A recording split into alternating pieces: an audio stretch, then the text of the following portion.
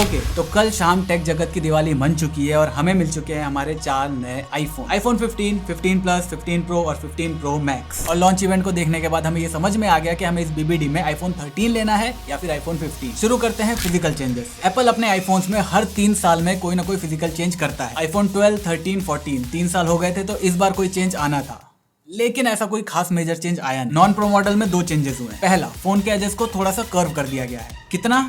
ये है आईफोन 14 और ये है आईफोन 15। हाँ, बस इतना सा। मतलब मैं इस फोन से आईफोन 15 में जाऊंगा तो इन हैंड फील में मुझे कोई चेंज नहीं मिलेगा। दूसरा, आईफोन 15 के सारे मॉडल्स में हमें डायनेमिक आइलैंड मिल रहा है। पिछले साल एप्पल अपने डायनेमिक आइलैंड का फुल पोटेंशियल पे यूज नहीं कर पाया, लेकिन अब क्योंकि डायनेमिक आइलैंड वाले फोन मार्केट में ज्यादा हो जाएंगे तो अब चांसेस है कि शायद हमें कुछ यूजफुल चीजें देखने को मिले। तो मॉडल में कर्व्स के अलावा 2 और चेंजेस है। पहला, टाइटेनियम बॉडी, और इसके 3 फायदे हैं। फोन बिना केस के यूज करने में शर्म नहीं आई, क्योंकि बिना केस के 5 सेकंड फोन को यूज करने के बाद उसका हाल कुछ ऐसा हो जाता है। टाइटेनियम मैट फिनिश के साथ आएगा जिसमें किसी भी तरह का कोई फिंगरप्रिंट नहीं लगेगा। दूसरा, आईफोन के प्रो मॉडल्स थोड़े ज्यादा ही भारी हो गए थे। अगर 13 प्रो या 14 प्रो किसी को सच में फेंक के मार दो ना, उसका सर फट जाएगा। मेरा 12 प्रो उनसे काफी ज्यादा हल्का है, लेकिन आईफोन 15 सीरीज जितने भी प्रो सीरीज के फोन आए हैं उनमें सबसे ज्यादा हल्का है। आपका नहीं पता, लेकिन मेरे लिए ये बहुत बड़ी चीज है। टाइटेनियम का तीसरा फायदा, ये जो छोटे मोटे स्क्रैच आप देख रहे हो, ये मेरा फोन जब रोड पे बिना केस के गिर गया था तब पड़े थे। अगर ये फ्रेम टाइटेनियम का होता तो इस पर ये स्क्रैचेस नहीं पड़ते। तो हाँ, टाइटेनियम बॉडी वाकई में एक बड़ा अपग्रेड है, अब भले ही वो पीयर प्रेशर में आकर क्यों ना करा गया। प्रो मॉडल में तीसरा बड़ा चेंज है एक्शन बटन। अलर्ट स्लाइडर को हटाकर वहां पर एक डेडिकेटेड बटन दे दिया गया है, जिससे आप एक नहीं बहुत सारे काम कर पाओगे। बहुत सारे मैंने इसलिए कहा क्योंकि यहाँ पर शॉर्टकट्स का भी ऑप्शन दिया गया है। शॉर्टकट में पहले से ही आपको बहुत सारे ऑप्शन मिल जाते हैं और आप चाहो तो अपना भी शॉर्टकट बना सकते हो। अब ये बटन केवल प्रो मॉडल के अंदर आया है, नॉन प्रो के अंदर अभी भी अलर्ट स्लाइडर है। और जहां तक मैं एप्पल को जानता हूं, मुझे लगता है ये ऐसे ही बना रहेगा, क्योंकि एप्पल अपने 16 साल की लेगेसी को ऐसे ही तो नहीं जाने देगा। इसके अलावा डिस्प्ले में कोई खास चेंज नहीं आया है। हाँ, नॉन प्रो के अंदर डायनामिक आइलैंड के साथ साथ 2000 निट्स की ब्राइटनेस हो गई है, जो कि पहले से काफी ज्यादा है, लेकिन अभी भी वो 60 हर्ट्ज पे ही चल रहा है। बस मुझे देखना ये है कि डायनामिक आइलैंड 60 हर्ट्ज पे परफॉर्म कैसा करता है। प्रो मॉडल के अंदर आपको एग्जैक्ट सेम डिस्प्ले मिल रही है। अब 15 सीरीज का प्राइस सुनकर शायद आपका मन डोल जाए कि फोन लेना चाहिए या नहीं लेना चाहिए, लेकिन अगर आपको फ्लैगशिप फोन ही लेना है बजट के अंदर, तो यहाँ पर एक सेंसिबल ऑप्शन ये बनता है कि आप एक रिफर्बिश्ड आईफोन भी ले सकते हो, क्योंकि इन फोन्स के अंदर एक्चुअल लाइफ में उतना अंतर नहीं आता। और उसके लिए कैशिफाई इंडिया की one of the best website. अभी रिफर्बिश्ड आईफोन वैसे भी आपको बहुत अच्छे रेट पर मिल रहे हैं, लेकिन कैशिफाई पर हर महीने के स्टार्ट में और एंड में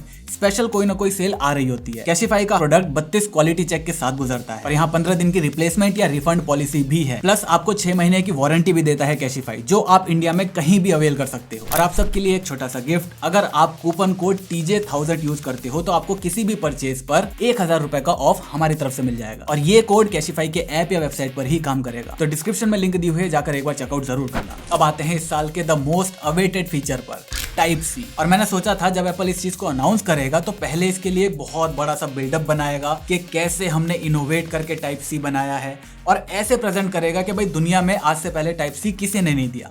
लेकिन हुआ इसका एग्जैक्ट उल्टा। उन्होंने बड़ी ही बेशर्मी से कह दिया कि अब आप अपने मैकबुक, टैबलेट और अपने फोन को एक ही केबल से चार्ज कर पाओगे। शी इज लाइक, अच्छा आपको ये पता था? नहीं, हमको नहीं पता था कि आईफोन में टाइप सी भी दे सकते हैं। शुक्र है प्रो और नॉन प्रो के अंदर उन्होंने चार्जिंग को लेके कोई डिफरेंस क्रिएट नहीं करा। हाँ, डेटा ट्रांसफर स्पीड के अंदर आपको अंतर देखने को मिलेगा। और टाइप सी उन्होंने कितनी मजबूरी से दिया है ना, वो हमें प्रेजेंटेशन में साफ देखने को मिला। अब क्यों वो मजबूरी आई, ये आप मुझ पे इतना जोर दे रहे हो तो मैं आपको बता ही देता हूँ। 4 अक्टूबर 2022 को EU ने कहा कि अगर आपको यूरोप में कोई भी फोन बेचना है तो उसमें टाइप सी होना चाहिए। और इस न्यूज के आते ही एप्पल का शेयर प्राइस $146 से $138 पर आ गया। इसका सिंपल सा रीजन है, एप्पल अपने लाइटनिंग केबल की वजह से जो एक्सेसरीज बनवाता है, जो MFI सर्टिफिकेशन देता है, उसके बदले वो $5 बिलियन हर साल कमाता था। अब वो ये पैसे नहीं कमा पाएगा। अरे वो सब छोड़ो, कुछ लोग दुखी हैं। जब मैंने अपने दोस्तों को बताया कि आईफोन्स में टाइप सी आ रहा है, वो परेशान हो गए। अब वो ये फ्लेक्स नहीं कर पाएंगे कि भाई मुझे आईफोन का केबल दे देना। इस चक्कर में वो लोग दुखी हो रहे हैं। आई वाज लाइक, भी ठीक है।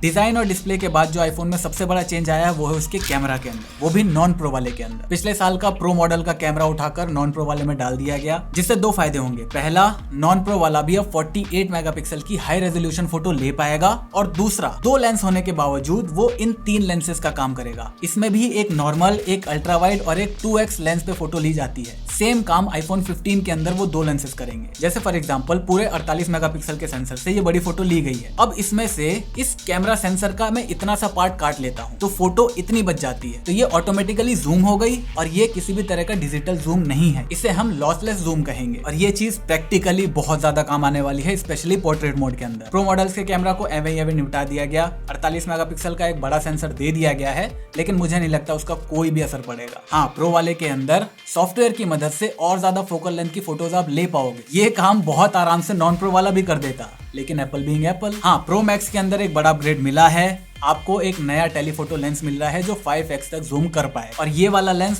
प्रो फोटोग्राफर के ही काम आएगा। हम तुम जब ये फोन लेकर घूमेंगे तो स्टार्टिंग के 10 दिन तक झाड़, पेड़, पौधे, पत्तियां, कुत्ते, बिल्लियों के फोटो लेने के बाद खुश हो जाएंगे, और उसके बाद हर महीने 2 महीने में 1-2 बार ये यूज होता रहेगा, उससे ज्यादा बिल्कुल नहीं। तो कैमरे में नॉन प्रो के अंदर ज्यादा बड़े अपग्रेड्स हैं in comparison to pro model. लेकिन अब बारी आती है परफॉर्मेंस की, जहां पर केस बिल्कुल उल्टा है। यहाँ नॉन प्रो के अंदर एवे सा ही अपग्रेड है, प्रो की तो यहाँ पर दुनिया ही पलट दी। परफॉर्मेंस की बात करूं तो 13, 14, 15 इनके बीच आपको बहुत बड़ा अंतर देखने को नहीं मिलेगा, क्योंकि A15 और A16 के अंदर ऐसा कोई बड़ा अंतर था नहीं। लेकिन प्रो मॉडल्स के अंदर हमें मिल रहा है नया 3 नैनोमीटर पर बना A17 Pro, जिसमें एप्पल ने अपने जीपीयू को कंप्लीटली रीडिजाइन करा है। अब यहाँ पर मैं डिटेल में नहीं जाऊंगा, मोटा मोटा मुद्दे की बात सुन लो कि आईफोन्स में जहां पर पहले ही बहुत ही तगड़ी गेमिंग करी जाती थी, नए आईफोन्स भी उससे तगड़ी गेमिंग नहीं करके देंगे जो आईफोन 14 प्रो करके दे रहा है। ये उतनी ही तगड़ी गेमिंग परफॉर्मेंस करके देंगे बिना ज्यादा बैटरी को कंज्यूम करे हुए। इसके अलावा इसमें फिजिकल रे ट्रेसिंग का भी सपोर्ट हमें देखने को मिल गया है, जिसका हम कुछ कर नहीं पाएंगे बाय द वे, क्योंकि S23 अल्ट्रा के अंदर भी है,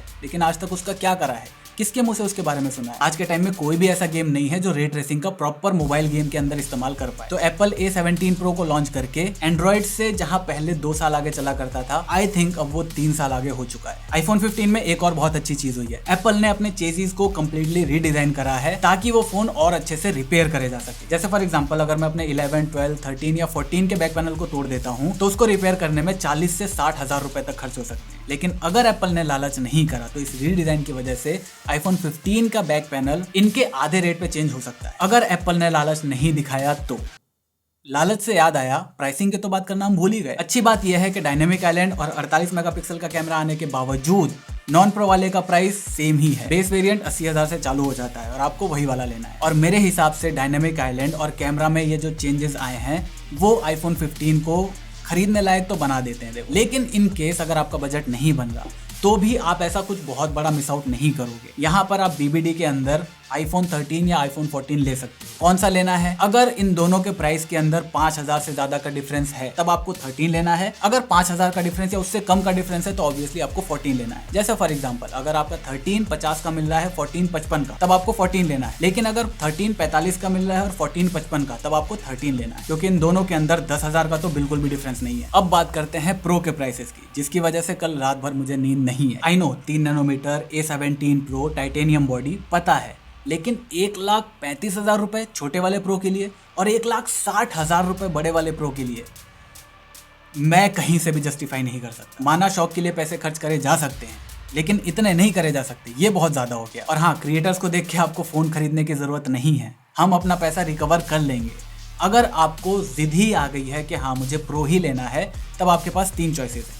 पहला, आप चुपचाप 2-3 महीना वेट करो, दुबई जाओ, वहां से जाकर आपका खाना पीना रहना आना जाना सब कुछ हो जाएगा, फोन लेके आ जाओगे। 1,60,000 का आईफोन है, ज्यादा से ज्यादा आपके 1,70,000 लग जाएंगे। दूसरे ऑप्शन के लिए भी आपको 2-3 महीने रुकना पड़ेगा। 2-3 महीने बाद बहुत सारे लोग इंपोर्टेड आईफोन्स बेचना शुरू कर देते हैं। अब इसमें थोड़ा सा रिस्क है क्योंकि आपको बिल नहीं मिलता। अब यहाँ पर आपको किसी इंस्टाग्राम के पेज पर या यूट्यूब वीडियो पर भरोसा बिल्कुल नहीं करना है, फिजिकल दुकान पर खड़े होकर फोन को खरीदना है। अब ऑब्वियसली ये लीगल नहीं है तो इसकी फिजिकल दुकान एक्चुअल में नहीं होती, लेकिन आपको बंदे के सामने जाकर फोन को खरीदना है ताकि आप उसका कॉलर पकड़ सको अगर कोई प्रॉब्लम आती है। वैसे अगर आप सही से देख के फोन लोगे तो प्रॉब्लम नहीं आएगी, और अगर आती है तो 10 में से 8 सर्विस सेंटर पे वो ठीक हो जाएगा। 1-2 जगह आपसे बिल मांगेंगे कि जिस कंट्री से आपने खरीदा है उसका बिल दो, और आपको बात करना आता होगा तो वहां पर भी आप अपना काम निकाल लोगे। मेरे बहुत सारे दोस्तों के पास इंपोर्टेड आईफोन है, वो चला रहे हैं, 2 साल से ऊपर चला रहे हैं, मस्त चल रहा है। तीसरा ऑप्शन कैशिफाई है ही, अगर आपको नहीं पसंद आता तो 15 दिन के अंदर रिटर्न तो कर ही सकते हो ना। तो ये थी सारी कहानी आईफोन 15 की। अगर आपको सपने से बाहर आकर 20,000 के अंदर बेस्ट फोन लेना है, वो ये रहा।